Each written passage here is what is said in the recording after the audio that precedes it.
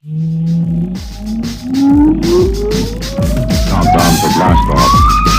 X-5, 4, 3, 2, X-1, fire. I don't wanna grow up, don't wanna grow up. I don't wanna grow up, don't wanna grow up. I don't wanna grow up.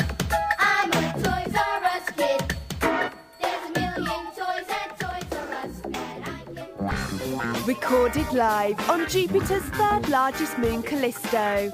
Welcome to the Toys R Us report. Wanna be like him? You gotta wait your turn. Some suckers don't like him, but that's not his concern. He's your host, Icy Robots. Greetings, Earth people. I'm from Jupiter. It is me again, Icy Robots. I am not a hero, but I do sacrifice a bit of my week each and every week to make your week a bit less weak. And this week, it is going to get so much less weak. We're going to have a great time ahead of us. We're going to talk about one of my favorite events of the year, the Santa Rosa Toy Con, where we saw Michelle Nichols, where we saw that dude Chekov from the original cast of Star Trek. So it's going to be a hoot. We're going to talk about it. We got got another voice message from A.B Silver. I really do got to get back to that dude, but in the meantime, let's get jumping on the jump off. You are listening to the Toys R Us report. Life is a game, that's what some homies say.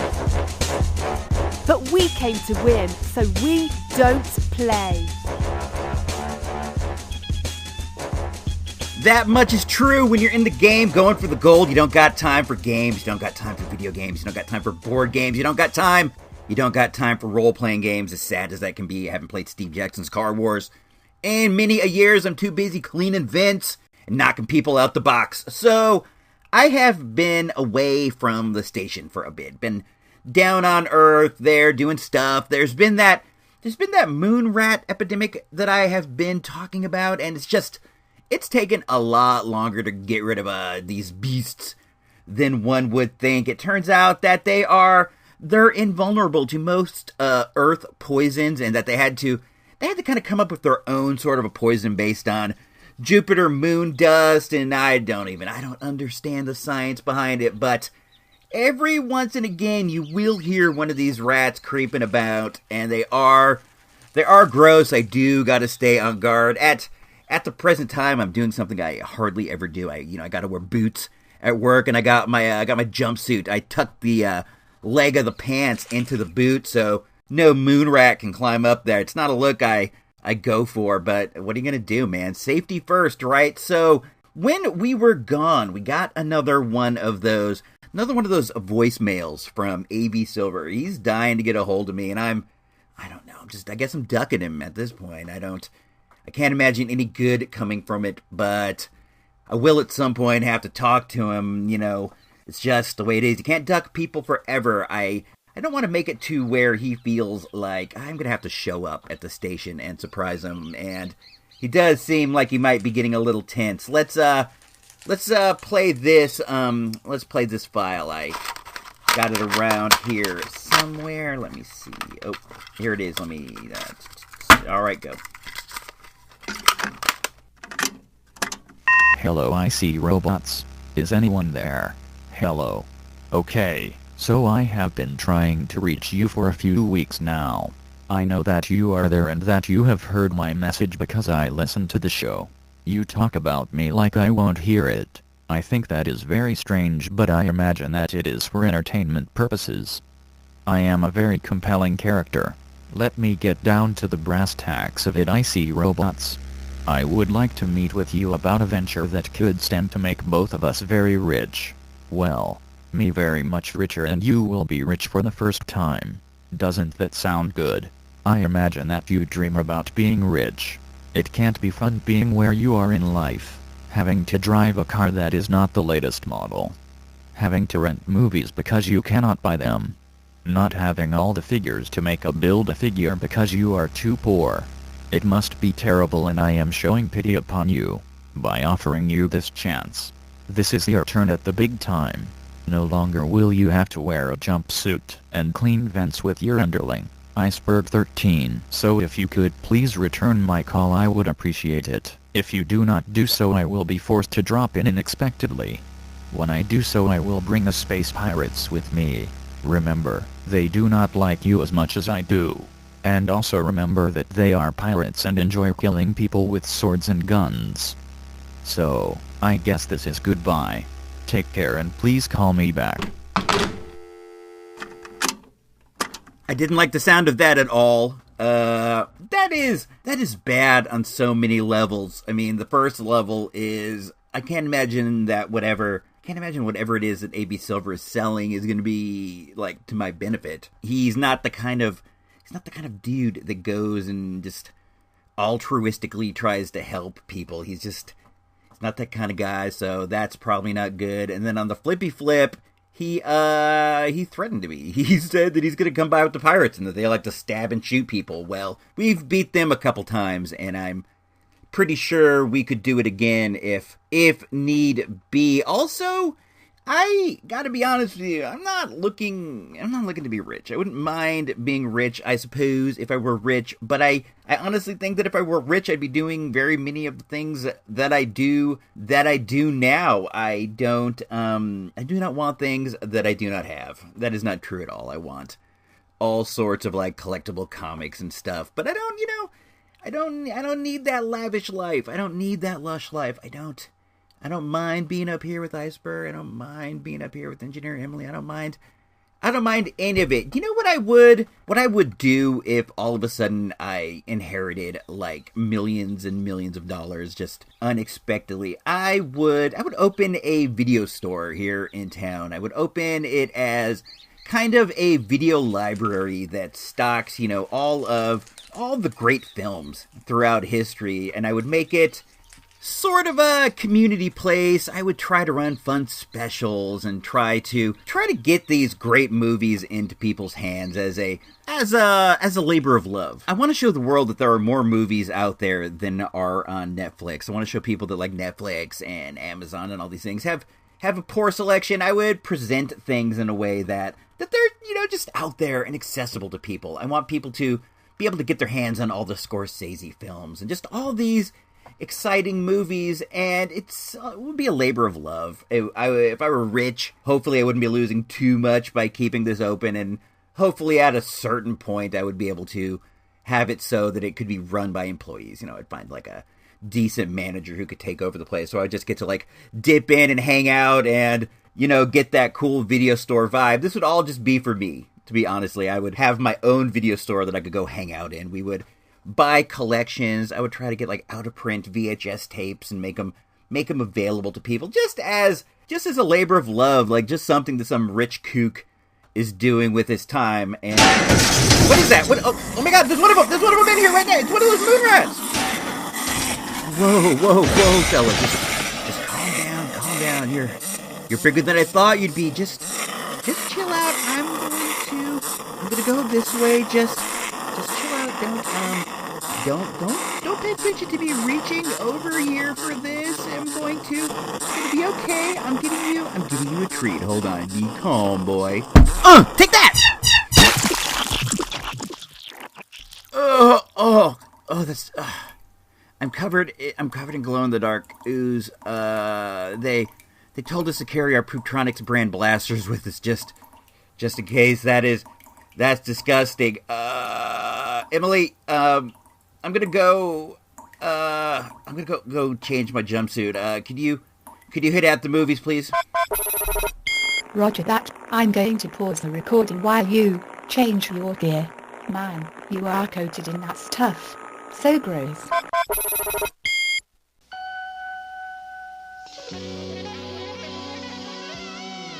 In a moment, at the movies, without Ebert, Siskel, or even that dude Roper. But you got Icy Robot, so that's something, right? You look like a nice boy. I bet you have a lot of friends. Do you want a balloon, Georgie?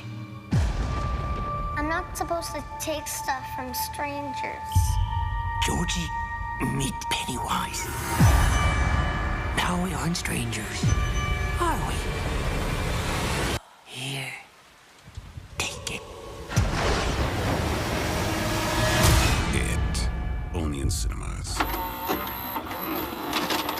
We went to see It It is, of course, based on the famous Stephen King novel. I'm a big Stephen King fan. I have read many of his books. I have not read every single one because I have never read it. I do know why, and it may be sort of a weird subconscious reason, but I'll tell you anyway really quick. When I was a youth, I recall my dad reading one Stephen King book, and that book was It. The book was quite a sensation when it came out. Everyone was talking about it. It was the thing to read, and he read it, and he knew that I was into Stephen King. He knew that I had read a couple of his books and stuff, and I asked him, what was it like? Did you like it? And he's like, no, it was a piece of garbage. He's like, I know that you like the dude, but man, this book was just an absolute piece of garbage. My dad is a reading traditionalist. He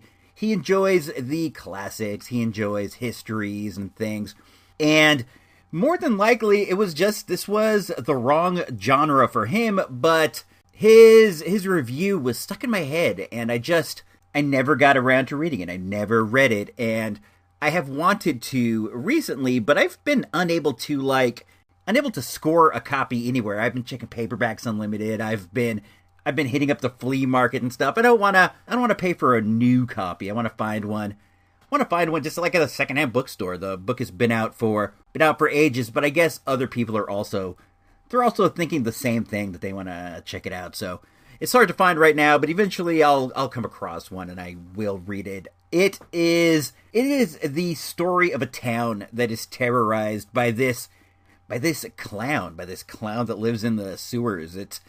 He's like an ancient menace. He's been around forever, but what he does is he kills kids and he kills people and he lures them into the sewer, and that's a wrap. Once you're down there, he has like weird mystical powers to send scary imagery into people's minds and stuff. And this was a pretty good movie. I enjoyed it. I did think it was all right. It wasn't absolutely perfect. It was good. It was fine. I thought it was cool. It was a bit long. It's also going to be a two-parter, so don't think you're going to get all of it in the first volume. There's going to be It Volume 2, but I think that the book is like 1,000 pages. It's enormous. It's like 3 Bibles stacked up together. This book is huge, so I don't know how they could have condensed it rather into one, and I'm glad they didn't try. I'm glad this isn't like a Dark Tower situation. It looks like, for all intents and purposes, that they are going to be trying to come correct. I read Vic Sage's review on Facebook, and he was saying that the movie does not exactly mirror the book, which is usually the case, and I've never read the book, so I can't say like what's different, but I did want to point that fact out if you were wondering. Vic Sage, who would definitely know, this dude knows his horror. He said it's not the same. Vic Sage is quite a King enthusiast. The movie stars one of the Skarsgård brothers as Pennywise, the evil clown, and one of the kids from Stranger Days is in it, Finn Wolfhard. That dude has the best name that you could ever have. It sounds like the name the WWF would give to some wrestler that they were signing from England and bringing in. We'll call him Finn Wolfhard, and it just fits. It's like a Braun Strowman style name, Finn Wolfhard. It's great. Too bad dude already has it locked down. When we were at the movie, we went on a Monday afternoon, and there was surprisingly a fair amount of people there. Usually Monday afternoon rather, it's our go-to time. A lot of times you can get the private theater experience. Sometimes there are no people there, and it's great. But this time there may have been 15 or 20 people, which is a fair amount. That's one of the bigger crowds we've seen on our Monday morning movies. And the dude who was sitting behind us to the right, he was talking all through the trailers. Like, he was full blast talking, just like I am talking to you right now, and that's fine. It's the trailers. I will forgive that. I don't think that you should do that, but if you do, you can consider the trailers times to to get settled still. This is the time you open your containers and you do all that stuff. And I can be forgiving of this, but then the movie starts and homeboy is still just talking. He is just full blast talking, and I can't stand for that. I want to enjoy the movie. I really want to be able to settle in and get into it. And homie is talking, and I give him the over the shoulder look, like I hope that he'll see my head turning to look at him, and that will kind of be enough. But it wasn't. He kept flapping his gums. So then the wife gave him the full on look, and she gave him a longer look, and he didn't notice. And he did start to quiet down. I think it was just coincidental. But then a few more minutes into the movie, he just starts full on talking to the girl he was with, and I'm like, I have no choice but to do something now. I have to do something. This is gonna ruin my experience. But this can be a precarious situation. You don't know what the dude is like. You don't know anything about it. And some people do not react well to getting suggested to shut up. Essentially what you're saying is shut up. And some people don't take well to it. And I try to get a glance over my shoulder to see what I might be up against. And he looks like kind of a hip hop dude. He's wearing a sweatshirt and a hat with the flat brim kind of pulled down over his eyes. And I see that he's with a girl, and he has his arm around the girl, and I think this might make the situation even more precarious. If I tell him to zip it, and he gets like, I gotta save face in front of my gal, then this could be something. And I decide, you just gotta do it. So I turn around, and I'm just like, as polite as I can be, I go, hey, excuse me, do you mind keeping it down? The movie started. And he looks at me like, I could sort of see, he has his head cocked, like when my dog is looking at the sound of a dog barking on a radio. He's looking at it like, I don't know what to make of this. And he looks at me, and he's tilting his head, and finally he goes, I got it. He said it really loud, I got it. And I said, well, let's hope you do. And I go back to watching the movie, and it's weird because the person who just yelled at you is sitting behind you. And I don't think he's going to jump up and chop off my head, but you just don't know. You don't know. So I was a bit on guard for the rest of the movie. I'm not going to say that I was on guard. I wasn't as relaxed as I would normally be. So this all added up to be a tense situation. I expected the movie to be scary. The previews were scary, but when I was actually there, it was a bit creepy. There were some jump scares and stuff, but it didn't fill me with that feeling of terror that I sometimes get at a horror movie. It's still, though, it was really good. It's presently at, 85 tomatoes over on good old Rotten Tomatoes, and that's with the peeps. The movie has made $200 million so far. It is absolutely murdering it at the box office. I think that all things said, I am going to go and give this on the good old-fashioned Source Magazine mic meter, with 5 being an all-time classic and 1 being a dud. I'm going to give it a nice solid 3 mics. 3 mics. Tonight's special presentation is brought to you in part by Hardee's. We're out to win you over. And by Clorox, the makers of Tilex Tile Cleaner. KSHB TV41 advises viewer discretion. This motion picture is rated V. It contains violent scenes which may not be suitable for children.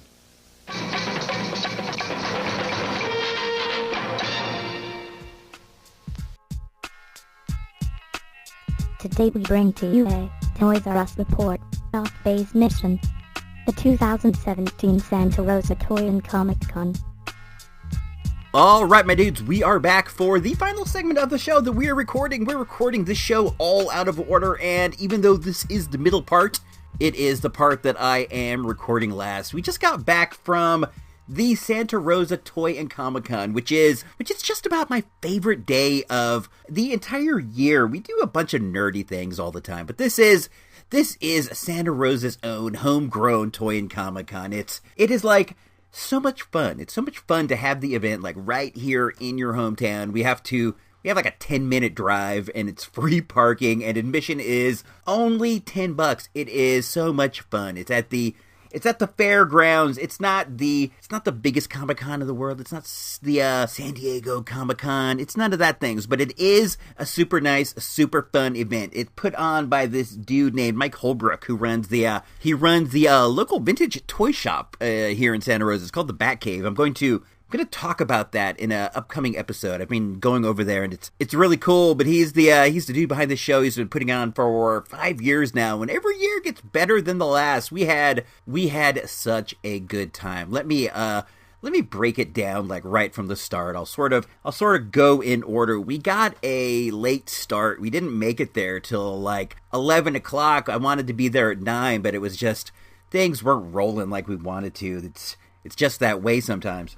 So when we got there, we had to like skedoodle right through the vendor room and out to the other building where they were having the Walter Koenig. Is that how you say it? Is it Koenig? Is it Koenig? I'm going to be saying Koenig because I recall that is how he said it during the panel. But if I'm wrong, please forgive me. I mean no disrespect. But we had to skedoodle right into the panel, and it was an interesting experience, to say the least. He's an older gent, Mr. Koenig. Mr. Koenig, as well as Michelle Nichols, were the guest of honor at the show this year. Unfortunately, we didn't get to go to the Michelle Nichols panel. We had sort of like, a family event and stuff, so we didn't get to stay the whole entirety of the day of the show. We were only there for like 5 or 6 hours, which is plenty, but we did get to go to the Walter Koenig panel. Walter Koenig is, of course, Chekov from the original Star Trek, and he's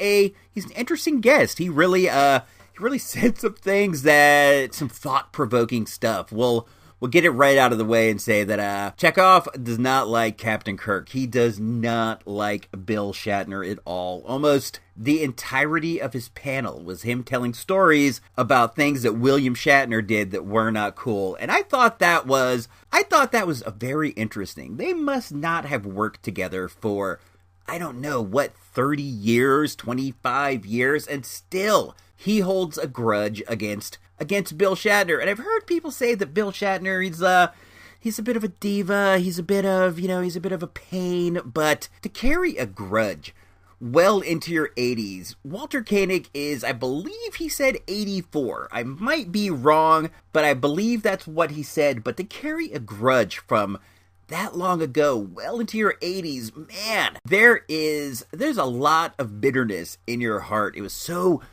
weird. The whole panel was him with these bitter stories about Bill Shatner. He told a story about how Bill Shatner would steal scenes from him. He told one about how there was an episode where some missiles were going to get fired at Chekov, and Bill went to the director and he was just like, I think it would be better if the missiles were shot at me. I'm the main character. So they changed it that way. And he said that in all of his acting experiences and all the things he's done before or since, he's never had somebody as willing to sabotage his scenes as Bill Shatner was willing to do. He was just so bitter about this guy. Another way that he was really bitter about him was that he felt as if Shatner should be acting like the captain, like the real life captain, and that he should be standing up and going to management with some of the concerns of the lesser bit players, but that Bill never did that. He had a lot of resentment for Bill from not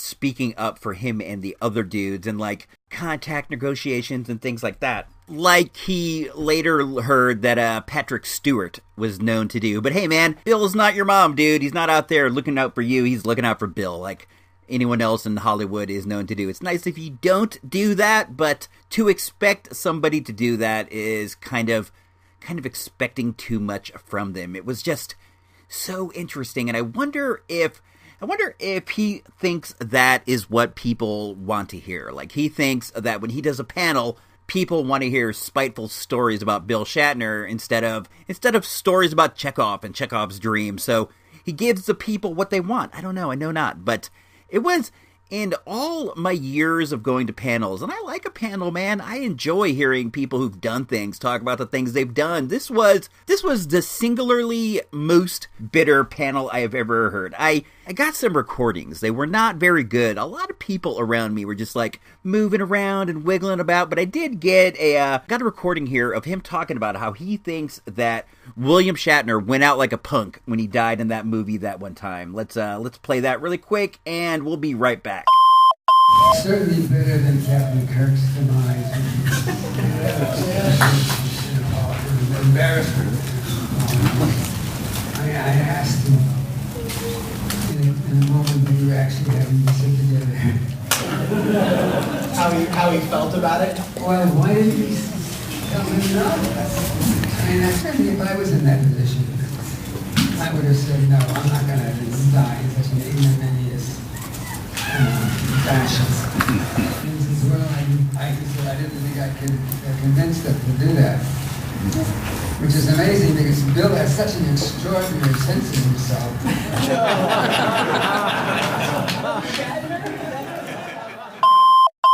I apologize for the quality of the recording. If you couldn't hear it clearly, he told a story about how he went up to Bill Shatner and he was like, yo, man, you went out like a punk in the movie. And Shatner's like, I didn't think that I could go and complain about going out like a punk. I just did it. And he's like, well, you shouldn't have. But I bet you that Bill Shatner was like, you know, I don't care how I went out. I'm not a mark. I'm not a mark for this character, Captain Kirk. It's just a character that I play on TV. If he dies, then he dies. It's not important to me to, like, keep his legacy going. It's all a work, dude. I don't know, man. It was such a weird panel, and it left me with kind of a weird taste in my mouth. He also made like a few off-color comments that I thought were weird. He made some like sexual metaphors and sexual similes to like explain situations. And this is like a family com. There were like full on children in there. I don't know if I would have done it that way, but hey man, he's Chekov. He can do what he wants. I'm not. I'm just me. I'm just Icy Robots. I gotta keep it clean. Just overall, kind of a weird experience, but one that I am glad that I went through. We didn't get to go see Michelle Nichols, but when I was walking toward the restroom, I was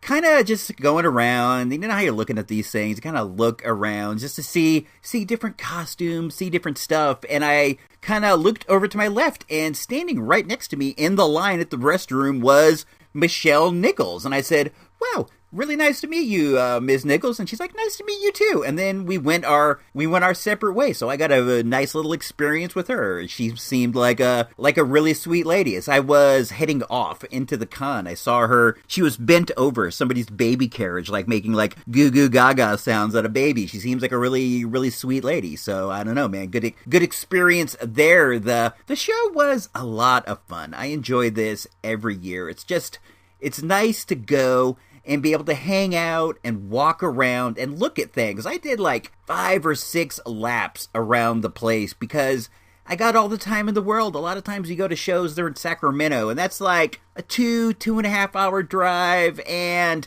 by the time we get back, it's late, so you don't spend as much time like dilly-dallying around the sales floor as you might. So I got to look at a lot of neat stuff. I brought home some really neat stuff that I'll talk about in a minute, but let me talk about some of the stuff that got away.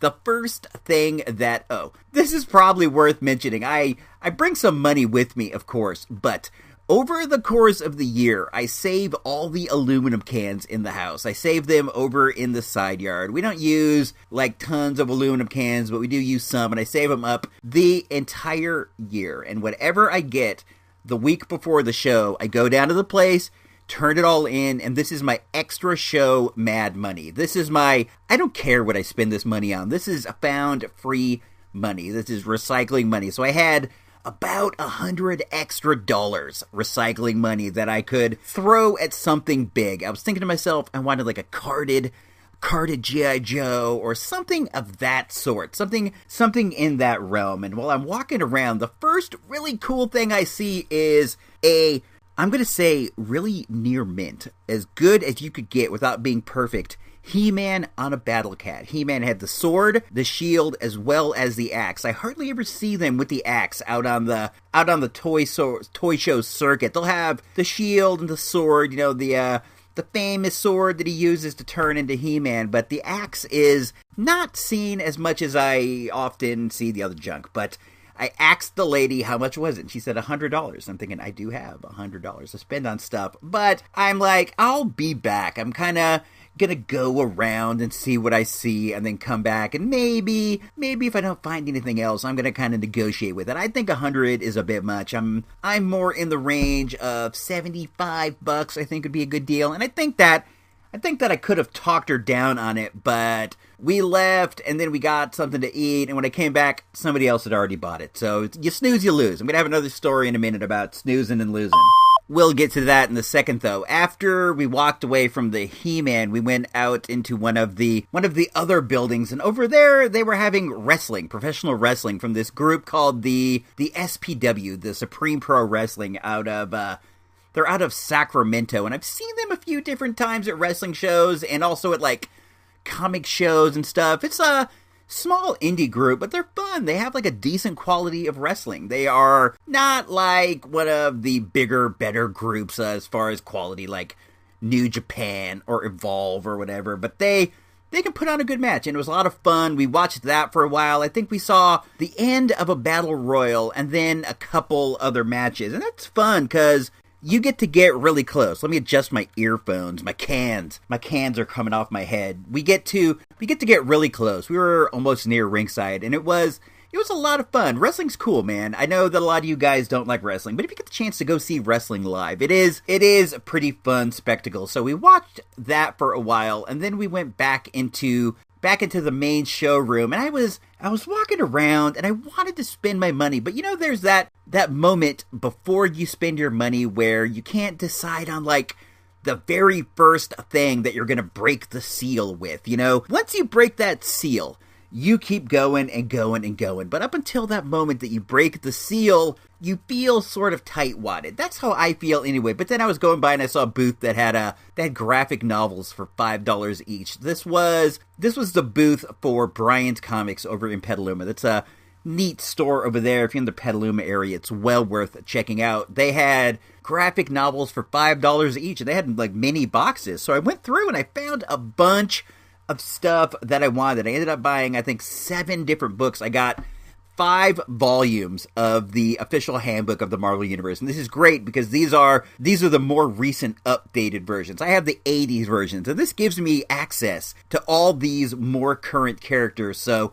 look out for that in the upcoming weeks and months and years on the audio handbook of the Marvel Universe, the greatest podcast in the world about just random Marvel characters. This is gonna help, and I'm excited about that. And I also got some Fantastic Four books. I like the Fantastic Four, but once the seal was broke, I was going around looking for stuff, and I found something that I really did covet. There was a lot of good toys and stuff there, but by and large, it was new stuff, Star Wars, Black, Marvel Legends, and I like all that stuff. But when I come to like a Toy Con, I'm looking for old stuff. I want G.I. Joe. I want Migos. I want Buck Rogers figures. I want Black Hole. I want Clash of the Titans. I want MASH. I want Remco Sergeant Rock. I want all that stuff. And I wasn't finding a lot of it, but then I did stumble across a booth where the dude had tons and tons of Star Wars stuff in the box. It was mostly Empire Strikes Back and Return of the Jedi stuff, but it was really neat stuff, and it's not every day that I stumble across this stuff in the box. And everything was at really affordable prices. For example, he had what's that Cloud City ship from Empire? He had that for like $25 complete in the box. He had a TIE fighter, an Empire TIE fighter for $35 in the box. They weren't all necessarily complete, but the boxes were in good shape, and they were good looking toys. I got up on a Jabba the Hutt Palace deal for myself, and I've wanted this. I wanted this for a long time. When I was a young sprout and this toy came out, I wanted it, but I didn't want to spend my toy money or ask for it because it didn't seem like it had a lot of like super cool play value, but it did seem like it was really neat. I wanted the Jabba the Hutt figure, but I didn't want to ask my parents to get me this playset because there were so many other cool playsets, but I did totally want it. And over the years, I've wanted it and I've come close to buying it, and I finally got one at the show. The guy had $25 on it. It was incomplete. It's missing the bowl on the hookah pipe that Jabba the Hutt likes to toke on, but I've since gone online and I've seen you can get it for like $6.99. So I'm going to do that, and the box is in terrific shape. I have it on my shelf right now, and it looks great. I don't have any boxed or on-the-card Star Wars stuff. I like Star Wars, but I mainly focus on G.I. Joe. I got a lot of boxed Joe stuff, but nothing Star Wars. I didn't want to open that door. I felt like once I got into it, I'm opening a door, and I'm gonna have to get more. But the door's been opened. I got Jabba the Hutt, $20. The guy wanted $25. I was able to talk him down. I'm very happy with this deal. So then I have this, and I'm walking around the show. He gave me a bag, and I'm walking around, and I see a booth that had some G.I. Joes, loose G.I. Joes and stuff, and I want to get in there. I want to get in. I'm kind of trying to squish through. You know how these things are. You really gotta think small and squish. So I'm trying to squish in there, and eventually I did. And when I get in, I saw what the holdup near the entrance was. There was a girl in there that was talking to the guy who ran the booth, and in her hand, she had 2XL, the 8-track playing robot that my good internet pal, Engineer Nerd, is obsessed with. Here's a commercial. Hi, you remember my pal 2XL. I am 2XL, the smartest robot in the world. Don't get carried away, 2XL, because I can make you even smarter with these exciting new tapes. For kids, teens, adults, on sports, worlds, records, science fiction, music, puzzles, riddles, jokes. With my looks and your brains, we could go far. Don't get too smart. 2XL tapes by Mego. At toy stores everywhere. She had 2XL in her hand, and she was negotiating to buy it. The guy goes, "Look, I want $6," and my jaw dropped because I want this really bad. I like robot toys, and I wanted this 2XL. And my jaw drops, and he goes, I don't know. And then the guy goes, "Okay, fine, $5. And she's like, I don't know. And she sat it down on the table. And I looked at her, and I said, "If you don't want to buy that, I really do want to buy it. Are you sure that you don't want it?" And she looked at me, and she looked at it, and she looked at me, and she looked at it, and she said, "No, you can have it. I don't have anywhere to put it." And I said, "Are you sure?" And she says, "Yeah, I'm sure." And I said, "Okay." Gave the guy $5, and the second I picked it up, I saw her face flash with instant regret. Just da-da-da-da, it's gone. You will never have 2XL. I have it. I actually displayed it in my living room. I think it's beautiful. I love it. He is now my third favorite robot pal behind Engineer Emily, behind Iceberg. So there you have it, lady. You should have bought it when you had the chance. $5 is nothing. You spend $5 on coffee every day, and for that you could have had 2XL. So I got that. I was very, very, very happy. I had to go and I had to find 2.0 and her gal pal. I got her gal pal to carry 2XL around for me because my hands were too full, man. I had all these graphic novels. I had Jabba the Hutt. Didn't have room for 2XL. So I walked around a bit more, and I went over to the Super 7 booth. Super 7 is a San Francisco-based company. You know them from Reactions. They used to do reaction figures with Funko. They do these remakes of the famous Muscle Men, the wrestling Muscle Men, the little pink ones. They do these for Masters of the Universe. They do them for Alien. They have a lot of neat stuff. I looked around their booth for a while. They had a bunch of cool t-shirts,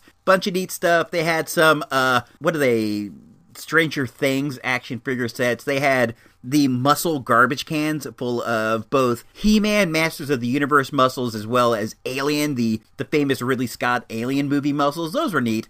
They were $20 a can, that's an affordable price, but I didn't want to really spend $20 on anything like brand new at this point. I considered going back, but then I went over and I found a booth that was full of G.I. Joes, and I got up on a Storm Shadow, a second series Storm Shadow, the one where he is wearing all white, of course, because he's a ninja, but it's more of a camouflage white, and he has like a bow and arrow and a sword. I got that for $15, and that's a bit more than I want to spend on a loose figure, but it's a really nice one. And come on, man, it's Storm Shadow, right? Oh, this is kind of funny. I was at the Super 7 booth still with the wife. She likes to buy t-shirts. She always buys t-shirts at cons, and I look over, and standing right next to me is the dude from the Famous Monster TV show that I watch every week on KOFY, Coffee TV 20. Famous Monsters of Filmland is a very, famous magazine about monsters and stuff, and it was recently bought by a chap from Petaluma, and they do a half-hour TV show every week on Coffee TV 20 about sci-fi and monsters. It's really, really neat, and I enjoy it a lot. This guy he's the owner of the magazine and also the host, and he's standing right there, and my wife goes, "Hey, Famous Monsters, we watch your show every week." And when she says that, he just like reaches over and hugs her and goes, "Thank you. I never know if anybody's watching." And I go, "We watch every week. I love it. I save them on the DVR and I watch them more than once. It's a lot of fun. Go look at Famous Monsters on Facebook and you can find the show. It's really worth watching. It's a lot of fun, a lot of cool stuff, a lot of local stuff. They filmed an episode out of one of our local comic shops, Outer Plains, the other week, and that was really neat. I enjoyed the show a lot, but he was there, and he's, like, hugging my wife, and I'm like, wow, he's a friendly guy, and then he reaches over, and he, like, I don't know if he wants to hug me or not, but I reach out with my hand. He looked a little affectionate, and I'm not really that sort, so I shook his hand, and dude was super duper nice. I completely support Famous Monsters of Filmland. They put on some of our local scary movie screenings. They recently did a screening of It for the premiere where they sponsored the event and they gave out prizes. They had trivia contest. I'm into that. They were the sponsor of the Robert Forster Jackie Brown screening I went to the other week. So we got to see him. That was really neat. We got to see all kinds of just like local celebrities. It was a very good local time. If you have a local con around you, go to it, man. There's nothing beats local stuff. I swear, man, I like a local life. There was a lot of good cosplay. I'm starting to lose steam. I was at the con all day. It was a little bit warm. I'm starting to lose steam. I'm going to get out of here in a second. There's a lot of good cosplay. The best two I saw, there was a girl who was Disco Dazzler, the famous Disco Dazzler with the sparkly skates. I got a good picture of that. I'll post it on the Facebook group. And the single best one I saw the entire time was the girl is Misty Knight. She had the robot arm. This was the comic Misty Knight, not the TV Misty Knight. She had the red uniform, the awesome afro hairstyle. She had the arm. So great. I went up and I talked to her. I said, you have the best costume here. And she's like, I didn't even think so. Thank you so much. You made my day. So it's always nice to make somebody's day. And she was really sweet too. And her costume was fantastic. She was with a guy dressed like Cable. And he was great too. His eye was all twisted. It was really impressive what people can do with these costumes at home now, man. It's a lot of art. I myself am not a cosplayer. I don't go out and like to draw attention to myself, but I really do appreciate the people who wear these costumes and do this stuff because it makes for a more fun atmosphere. Because even if you don't want to go and buy toys, you don't want to go and spend money, you can go look at the costumes, get pictures of people, and just have a good time, man. That's what it's all about, just having a good time. And I definitely did, but I'm faded, man. It was a lot of walking, a lot of being out there in the heat. It's an indoor-outdoor event, which is cool. They have LARPing outside. There's like dudes hitting each other with foam swords, and they have a good time doing that, man. It's a good time. I know I keep repeating that, but it was a good time. What do you want me to say? So with all that said, let's move into the final segment of the show, the something off-brand minute where I talk about other weird things. Please drop by supportthereport.com and consider becoming a show patron for as low as a measly $1 a month. It's the right thing to do.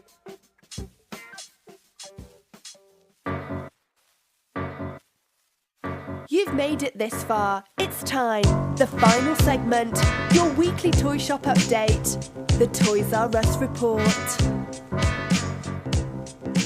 We are back for the final segment of the show. It's been a fun episode, man. I had a lot of fun at the toy show. I do every year. It's just a really great local event. What else is popping off in the world? I just got word that CW is optioning a Sabrina the The Teenage Witch, The Chilling Tales of Sabrina, the Teenage Witch. Is that what it is? I've read an issue or two of it. It's one of those new style Archie horror books, and I have read a few issues, and what I've read, I have liked. The book was recently featured over at the comic store I go to, Comics for the Win, for their extended reading club. I think that's what it's called. They have a book club where they read like off the wall or like indie style comics, not so much superhero type stuff, but the high end, the arty side of the comic world. And this was their featured pick. I'm interested in grabbing myself the trade. I'd like to see what's up with that, and I am also excited that they may be expanding the Archie TV universe over at the CW. It's an Archie renaissance, my dudes. Archie's back in a big way, and that's always good. You know, Archie's fun. That's a classic American character, man. You can't get better than that. And Riverdale is going to be starting soon. Riverdale's going to be starting in a couple of weeks. I'm excited for that. I really enjoy that. I enjoy that show. I think it has it all, and it's one of the few that we watch together as a family. Usually we watch TV together every day. We get together and we do family stuff, but we'll watch like cooking shows or like food shows. We watch a lot of Viceland. We like Wong's World. We watch that, and we watch Noisy, which is a music show they have over there. We watch that together. We watch the Goldbergs. We're excited about the Goldbergs coming back, but Riverdale is like the only hour-long drama that we all watch together. So when that one comes back, we'll be jumping back into that for sure. I guess the big thing going on, the thing that's in the forefront of all of our minds when it comes to Toys R Us is the bankruptcy that's going on right now with the company. And look, dudes, I am not even like in any way a financial expert. I can balance the books and do stuff like that, but I'm not the dude who knows about the financial laws. But as I understand it, this is not a bankruptcy as if they are saying, we're broke, we're shutting down, we're done with. This is a means to sort of move around some debt, if I understand it right. They are going to be doing some restructuring. A bankruptcy is an admittance that you are not doing great, so you of course you may have to shutter some stores, you may have to fire some people, but this isn't the end, if I understand everything correctly. This is possibly the beginning of the end. This is possibly a sign that the beginning of the end is going to come at some point, and it was inevitable, I suppose, as sad as that is to admit, with first coming the bookstores. And bookstores always seem successful to me. Like when I would go down to Borders, I always felt like there were tons of dudes over there. When I go over to Barnes and Nobles, I feel like the store is packed and that there are lines to get things. But I don't know, maybe that's not a national view. Maybe that's not how it is everywhere. Maybe people around here like to read. I don't know, but I always thought they were doing fine. And then one day, like, the whole industry collapses, and before that, record stores collapsed. And I always felt like when I went to the record store that there were people there. And when I go to Toys R Us, it looks to me like there are people there. And when I buy something, I usually have to wait in line. I realize it's not like Walmart where the line is super duper long, but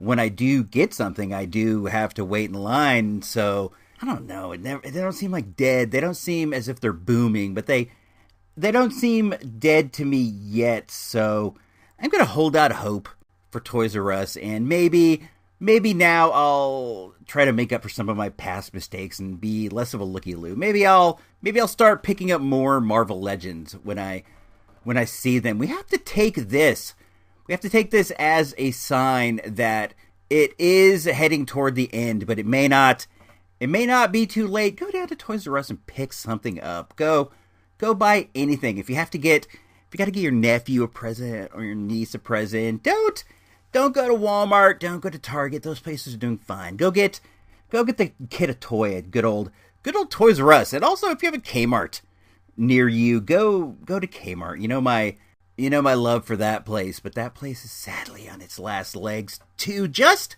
this past weekend, me and the wife were looking for something to do. We had a couple hours to kill, and we wanted to get out of the house. So we're just like, let's go to the mall and grab something to eat and just walk around. I don't know, like look around for Pokemon or something. So we headed over to the Cottingtown Mall. That's not the main downtown mall here. That's the mall on the other side of town. It's I don't know how you would describe it. At one time, it was an outdoor shopping center, and they put a roof on it. There's a Target there. There's a Whole Foods, a JCPenney. I think those are the anchor stores, but a lot of the interior stores it's empty. We're walking through the inside, and there's more vacant stores right now than there are stores, and Cottingtown has always been a Santa Rosa institution, for real. I have been going to Cottingtown for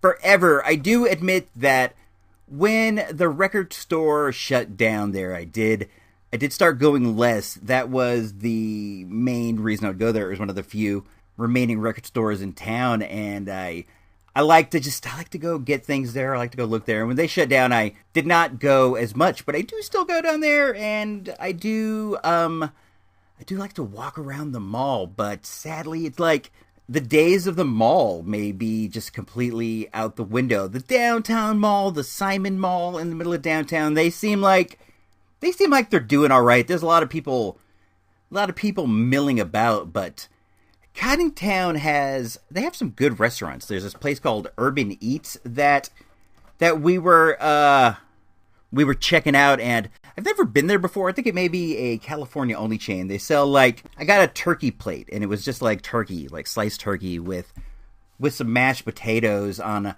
a plate, like a dinner plate, served sort of cafeteria style. You know how when you get to the end of the buffet, there is sometimes like a dude slicing ham or a dude slicing beef or whatever. It's sort of like that. Like you can go down and go, oh yeah, give me some of that turkey and give me some mashed potatoes, and chop off a bit of that beef flank, whatever cut it is. I don't even know, but I got turkey and I got mashed potatoes, and that was pretty good. But the overall mall experience was more depressing than anything. We went into JCPenney's. There's a 3-floor JCPenney's there, and we wanted to go.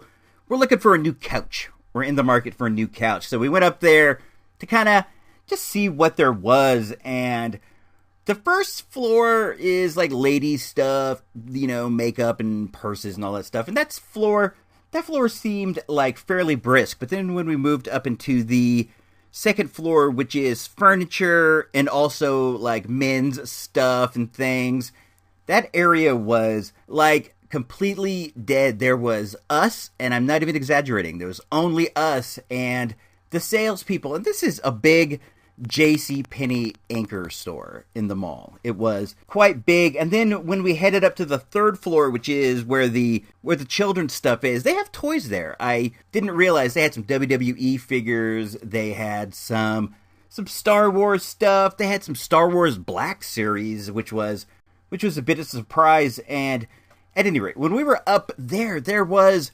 nobody. It was just us. There were no salespeople. There was nobody. It was like a ghost town. It was like being in this remote ghost town. It was the weirdest thing. We could have taken a nap right in the middle of the floor. We were looking at these toys and looking around and just sort of chilling out in the solitude for like a good 15 minutes, and I did not see a soul. So I don't know. I don't want the going out to get stuff experience to go away.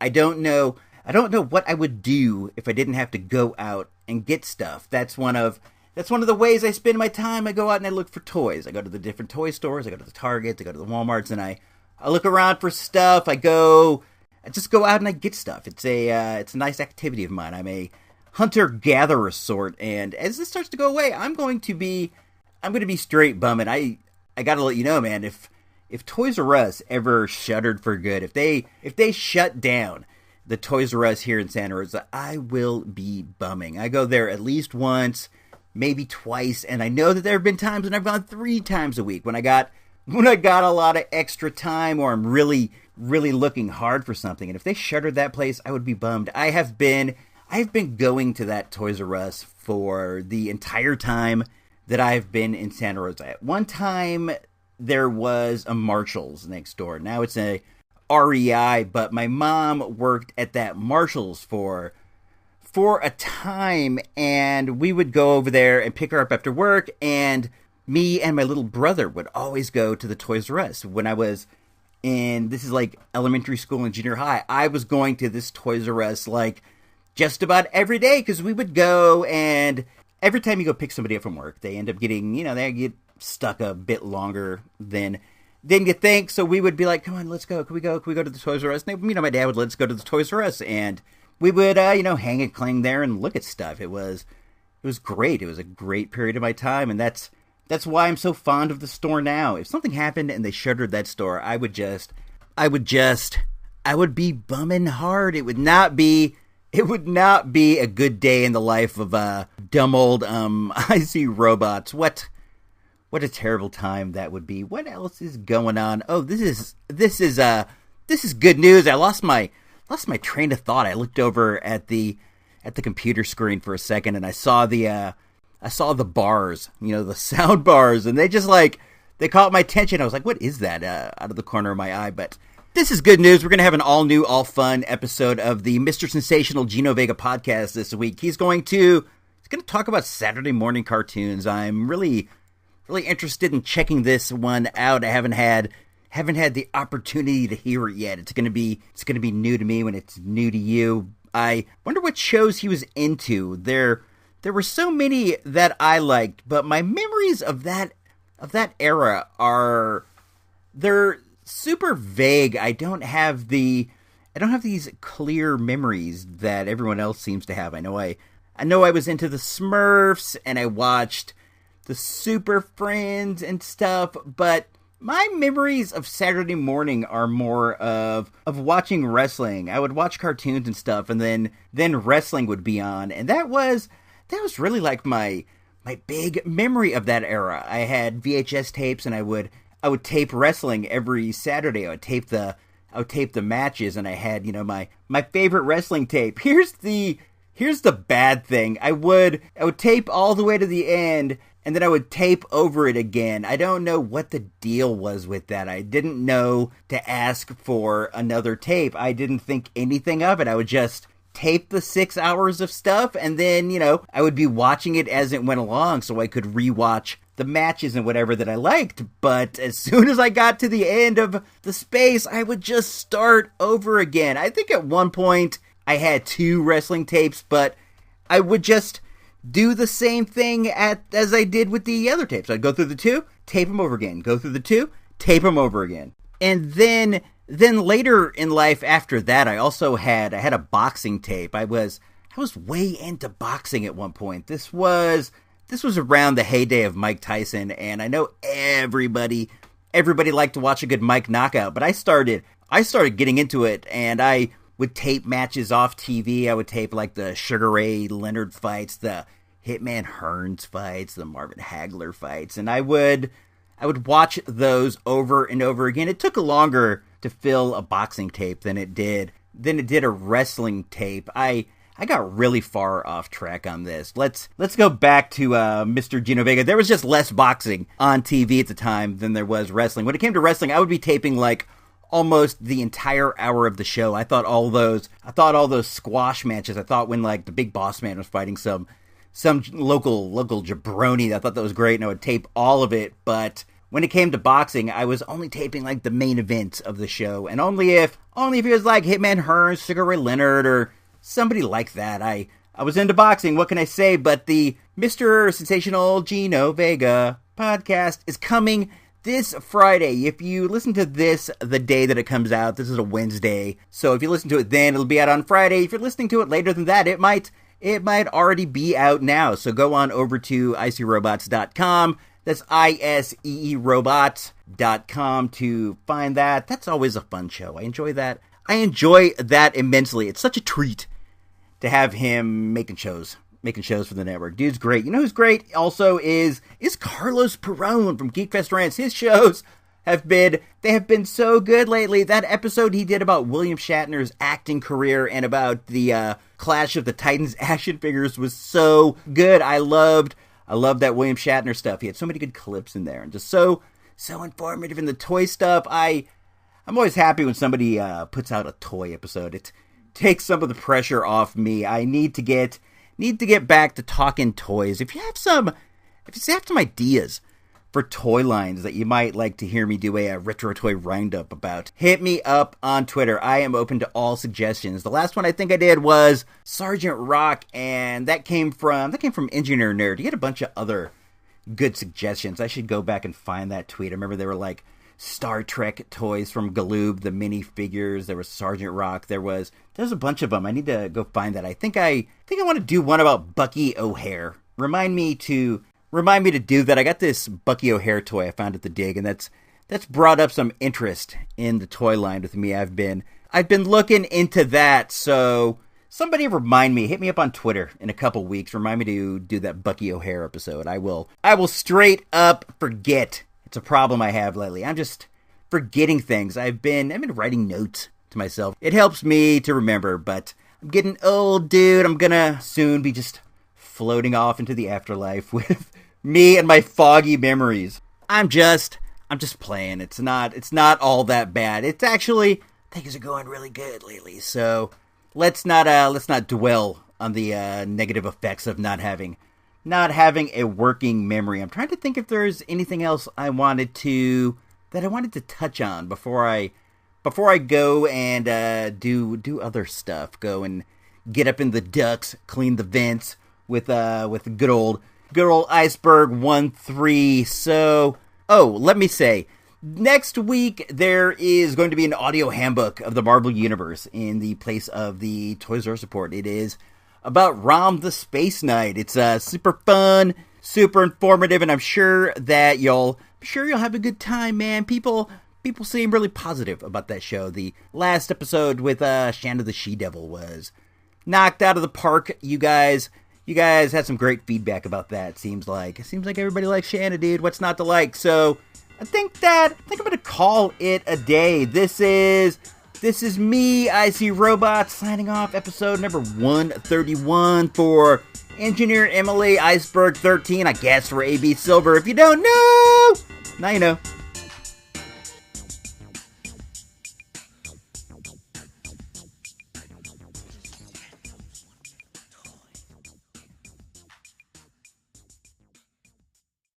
Recorded live on Jupiter's moon, Callisto. This has been an IC Robots radio production.